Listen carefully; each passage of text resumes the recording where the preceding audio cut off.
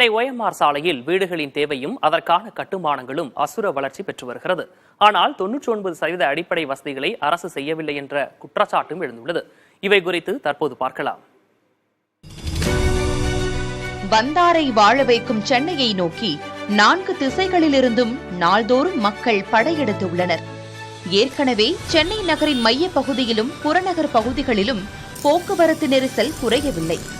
மேம்பாலம், மின்சார ரயில், பறக்கும் ரயில், மெட்ரோ என எத்தனை போக்குவரத்து வசதிகள் வந்தாலும் தேனீக்களாய் பரபரக்கும் மக்களின் வேகத்துக்கு அவற்றால் ஈடுகொடுக்க முடியவில்லை என்பதே உண்மை.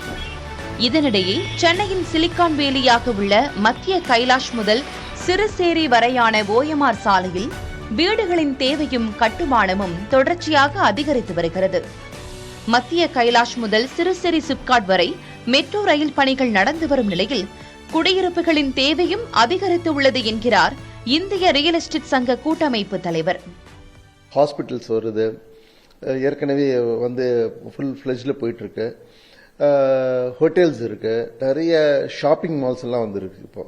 ஸோ அப்போ அதை தொடர்ந்து அதுக்கு உண்டான ஆளுங்களும் அங்கே வீடுகள் வாங்க ஆரம்பிச்சிட்டாங்க.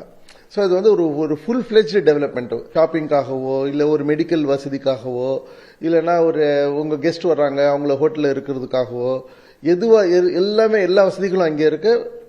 போனஸ் நான் சொன்ன மாதிரி இப்போ மெட்ரோ வந்துருச்சுன்னா உங்களுக்கு அந்த ஒரு டெவலப்மெண்ட்டும் இருக்கும்.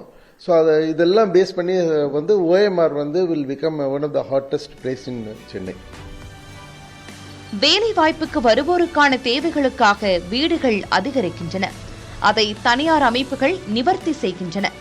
இதனிடையே புதிதாக 8000க்கும் மேற்பட்ட வீடுகள் OMRல் கட்டப்படுகின்றன.